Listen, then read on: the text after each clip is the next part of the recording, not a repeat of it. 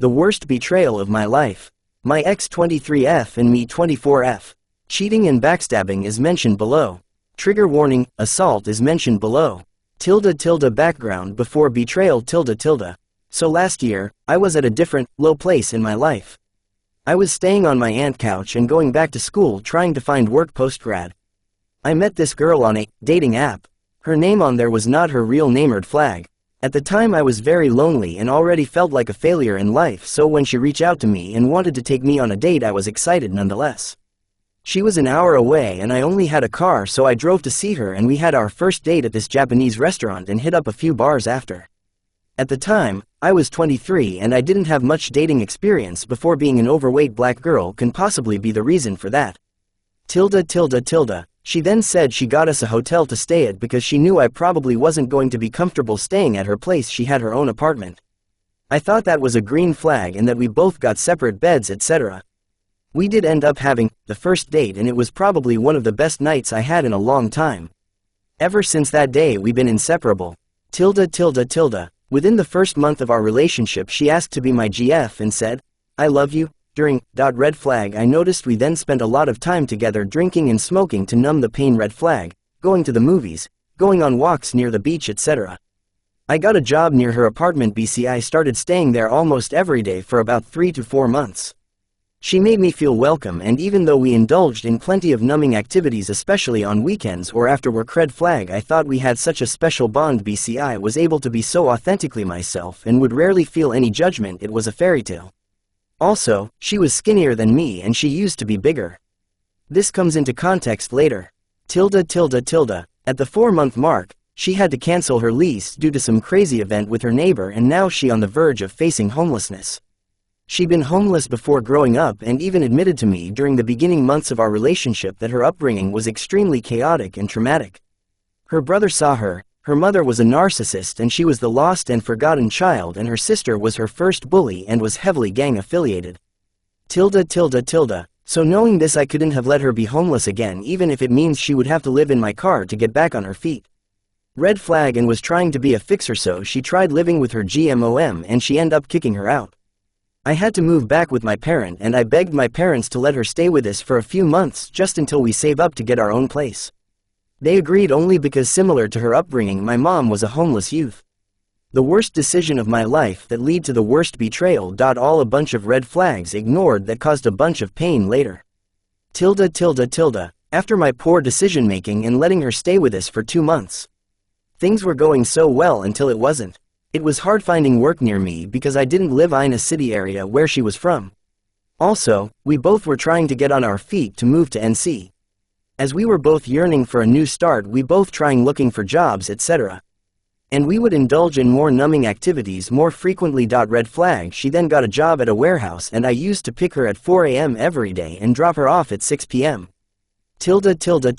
Everything was going well until she quit. She didn't like how manager was treating her one night. She worked there for like 3 weeks. Now we both was struggling to find a job and get enough to move out. It seemed like she started to turn more cold and was showing more signs of contempt. Red flag. I didn't know why these feelings arise, but I guess once we lived together her attraction for me faded. However, I just thought she was going through a hard time, which she constantly told me it was too boring here and she was really depressed, etc. So I tried giving her space. I didn't want to overwhelm her, and since I didn't have any money I tried to find cute activities to do for free. Soon to find out none of those things were ever really good enough for her. She would give me affection and we was still having, but it wasn't the same, and I thought it was we was at my parents' place. Our first argument was over my hair. I need help doing my hair since I didn't have no money come in, and she was really good at doing her hair. So I asked can she help, and it went downhill because she would say yes and no, etc. Then she would help and stop in the middle and be like I'm done, and I would tell her IDK what I am doing and would be in complete distress, and she had no care in the world. That's when I noticed she truly only was interested in herself and what other people could do for her. This red flag I caught and ignore because she apologized for stopping and she said she was going to pay to get my hair done and never got it done. She did a 180 after that event. She went from always touching me and giving me affection to not even wanting to be in the same room as me. We even stopped having around this time. I noticed the energy shift and it hurt so much because when I asked her what wrong she said nothing and would ask me why did I keep asking her. Since then I got offered a new job paying really well in a city close to me and would delay our goal to moving to NC. Once I got the new job, she started to be even more cold and callous towards me. She would blame it on her mental health.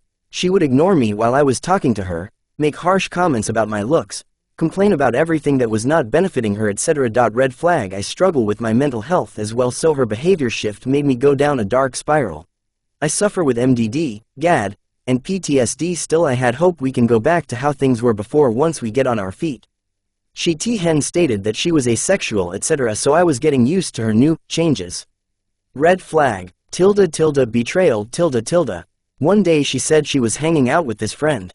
Since she was new in the area, she didn't have no friends. Also, when we first started talking, she said she didn't have any friends or family, which was the biggest red flag. So I was asking her questions. I was like, who is this person, etc. Come to find out, she was going on a first date with another girl. I went out to dinner with my friend that night and I was telling her what me and her was going though, and she told me that doesn't sound right at all. She is in a healthy, secure relationship. So I checked her location since we were sharing locations for over a few months now. She was nowhere near where she said she was going to be. I was scared for her safety.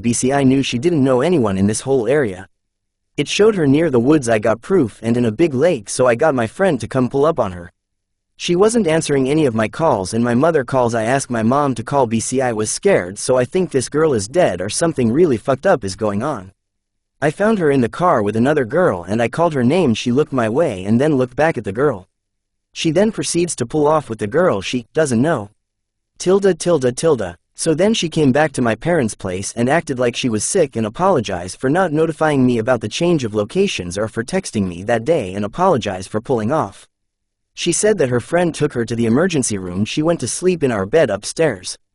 I then went through her phone and found out she was in a whole other relationship with someone for the last few weeks when she started acting weird, and I went through her phone a few hours after she went to bed. It broke me, made me believe that we were just going through a rough spot in our relationship and gave me false hope. Also, there been numerous times before that I would tell her she can break up with me and still live here, etc. I never wanted her to feel obligated to date me just so she can get food, shelter and necessities. So it ended up backfiring. She took all that and me for granted and was probably never attracted to me and was only using me to get by. So after I found out she cheated by going through her phone, my heart shattered. I noticed how delusional I was and that this relationship I had of us was never real. I woke her up and told her you have to go. It was 4 a.m. and she didn't want to leave. I asked her like, how could you possibly do this to me? She said she was bored and that I let myself go and that I'm overweight and she doesn't want to be seen with me. Then we got physical. She hit me. I grabbed her and was escorting it downstairs. We then were fighting about 3 times until we stopped and she bashed my TV in and wrecked my entire room. She then called the cops and they arrived. She lied to the cops saying I attacked her in her sleep and that I was beating on her. I told the cops my story of events of how she attacked me after I asked her to leave numerous times, etc. They then end up locking me up for DV simple assault. The cop said verbatim, "It started because you went through her phone. Since the stories are not aligning and y'all both stated that you started it by going through her phone, we deem you as the aggressor and I am locking you up for DV simple assault." I got locked up in my mother's house. This was the most embarrassing, humiliating moment of my life. She then got sent away to the hospital and she filed a restraining order against me. She only had scratches in hospital, released her the next day. She went back into the hospital. She had nowhere else to go and they told her to file a restraining order so she had a chance to get housing or find a group home for people that dealt with DV. I found this out in court. I filed a restraining order against her. They both got dismissed. The hospital counselor told her if the order was granted she would have got free housing from our state, etc. She was in a DV situation. Also, my charge got expunged and dropped by the another judge. 3 months after restraining order court.